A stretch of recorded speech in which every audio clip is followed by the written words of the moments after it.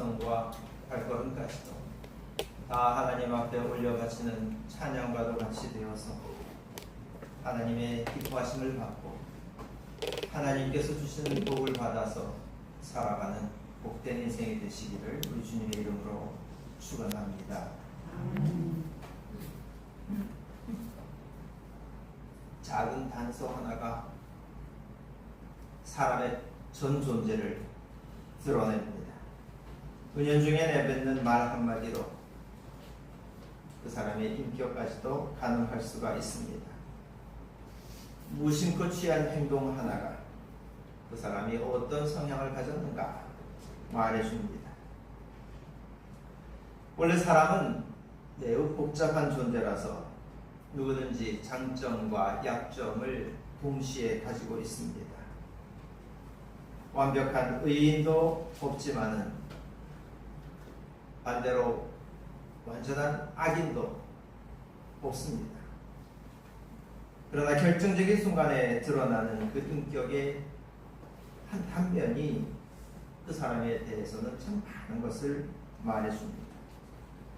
우리가 매사에 자기의 말과 행동을 조심하는 것은 그 작은 단서 때문에 남들에게 함부로 평가받지 않으려고 그러는 것입니다. 하나님을 향한 우리의 믿음도 매우 작은 일에서 드러나게 됩니다. 인생에 큰 일이 생기면 누구나 믿음이 좋은 사람처럼 보이게 됩니다. 나도 새벽 기도도 하고 헌금 생활도 열심히 합니다. 물론 그 사람에게 믿음이 있었기 때문에 그래서 위기의 순간에 딴 데로 가는 것이 아니라 하나님을 찾는 것이기 때문에 이 일을 두고 탓할 것은 결코 아닙니다. 믿음은 인격과 연결되어 있어서 시련 속에서 단련되고 또 위기 때에 하나님이 주시는 소망을 찾습니다. 그러나 우리의 믿음이라고 하는 것은 그런 중대한 일에서뿐만 아니라 매 순간 나에게 닥쳐오는 모든 도전의 순간순간에 자기도 모르게 작동합니다. 믿음은 세상을 바라보는 나의 시선과 또 자기 인생을 대하는 작은 선택들 속에서 은연중에 드러나는 법입니다. 하나님께서는 우리가 살아가는 일에 있어서 거창한 그런 결단을 요구하지 않으십니다. 내 목숨까지 내놓겠습니다. 이렇게 장담하는 것은 사람이 하는 것이지 하나님께서 요구하시는 것이 아닙니다. 사람이 그저 자기의 목적을 이루려고 하나님과 씨름하면서 안달하고 있는 것뿐입니다. 하나님께서는 언제든지 우리를 자유롭게 해주시고 평화롭게 해주십니다. 하나님께 맡기고 또 하나님의 도우심을 받아서 사는 사람은 염려하지 않습니다. 욕망이 없거나 자기 인생을 아무렇게나 방치하는 그런 무책임한 사람이라서 그런 것이 아닙니다. 매 순간에 하나님께서 문제를 꿰뚫어 볼 수 있는 그런 통찰력을 주시기 때문입니다. 또 하나님께서는 언제든지 내가 생각하지 못했던 신비로운 세기를 열어주시는 줄 우리가 알기 때문에 그래서 우리는 어떠한 순간에도 소망을 가지게 되는 것입니다. 여러분이 걸어가는 매일매일의 그 길이 참으로 순전한 믿음의 길이 되기를 바랍니다. 좋은 마음을 품고 좋은 일을 하면서 살아가십시오. 하나님께서 인도해 주시는 좋은 길로 언제든지 돌이키고 그래서 하나님께서 내려주시는 그 복을 받아서 살아가십시오. 주님께서 찾으실 때 언제든지 주님 앞에 내가 여기 있나이다 응답하면서 하나님과 동행하는 그런 인생으로 사시기를 간절히 축원합니다. 하나님께서 아브라함을 부르셨습니다. 하나님 덕분에 땅도 얻고 자식도 얻게 된 아브라함은 하나님께서 또 어떤 복을 주시려나 기대했을지 모르겠습니다. 그런데 난데없이 하나님께서는 모리아 산으로 가서 아들 이삭을 번제물로 바치라 이렇게 명령을 하셨습니다.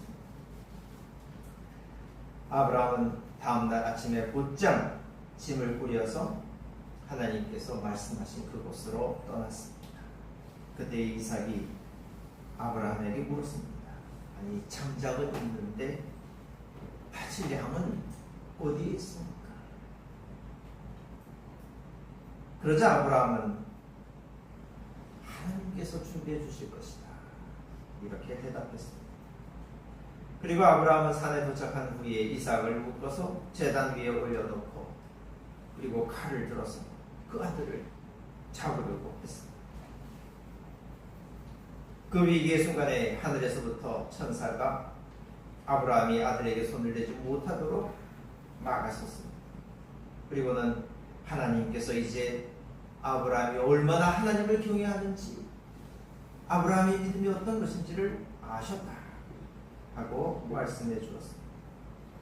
마침 불이 수풀에 걸려있는 양을 발견하고서 아브라함은 그곳으로 번제를 드렸습니다.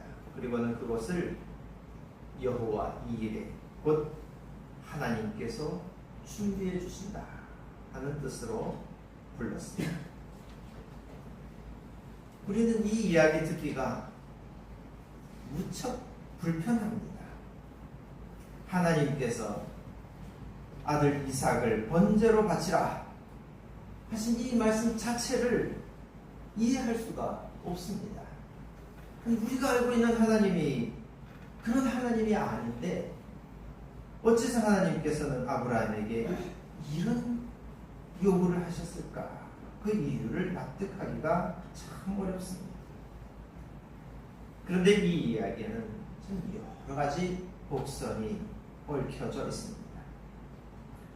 이야기의 첫머리에서부터 이 이야기는 하나님께서 아브라함을 시험하기 위한 것이다 하고 기록하고 있습니다.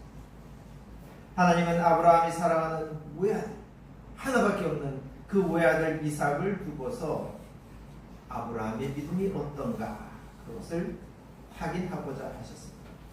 물론 그 방식은 자기의 목숨을 바치라 하는 것보다도 훨씬 더 과격한 것이었지만은 그러나 그 일의 결론은 하나님께서 우리에게 원하시는 삶의 자세가 어떤 것인가, 우리가 어떤 믿음으로 살아가야 하는가, 그것을 알려주고자 하는 것입니다. 성경에 기록되어 있는 몇몇 사건들은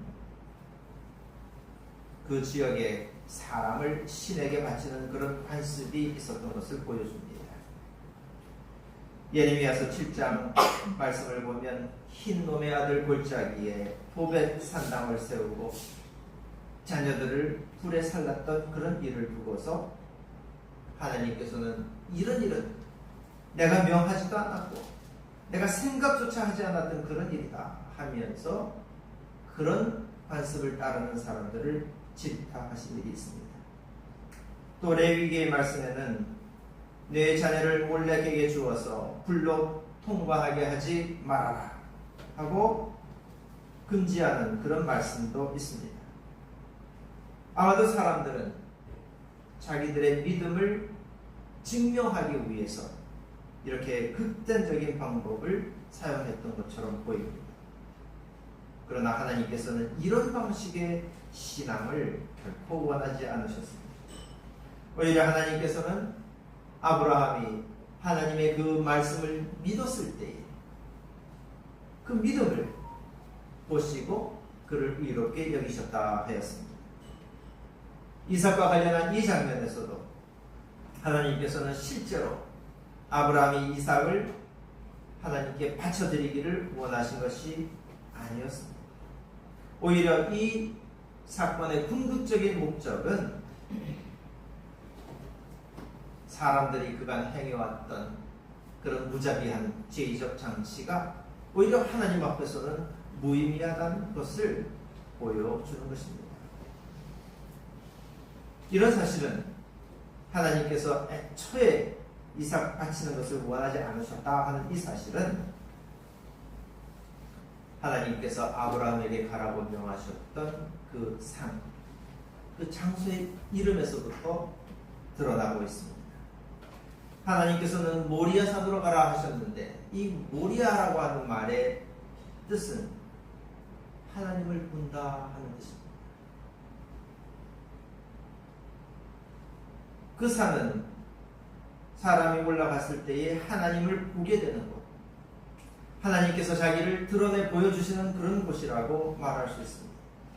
그렇기 때문에 아브라함은 모리아 산으로 가라 했을 때 그곳에서 내가 하나님을 볼 수 있겠구나, 만나게 되겠구나 알고 있었을 것입니다. 또 본다 하는 이 말은 우리도 그렇게 사용을 하는데 뭘 본다 하는 뜻도 함께 들어있습니다. 그래서 여호와 이레라고 할 때 이레라는 말 자체는 본다 하는 뜻인데 하나님께서 준비해 주신다, 돌보아 주신다 이런 뜻으로 통하는 겁니다. 그러니 이 이야기의 처음부터 마지막 순간까지 모든 사실들은 하나님께서 어떻게 우리의 인생을 돌보아 주시는가, 우리를 언제든지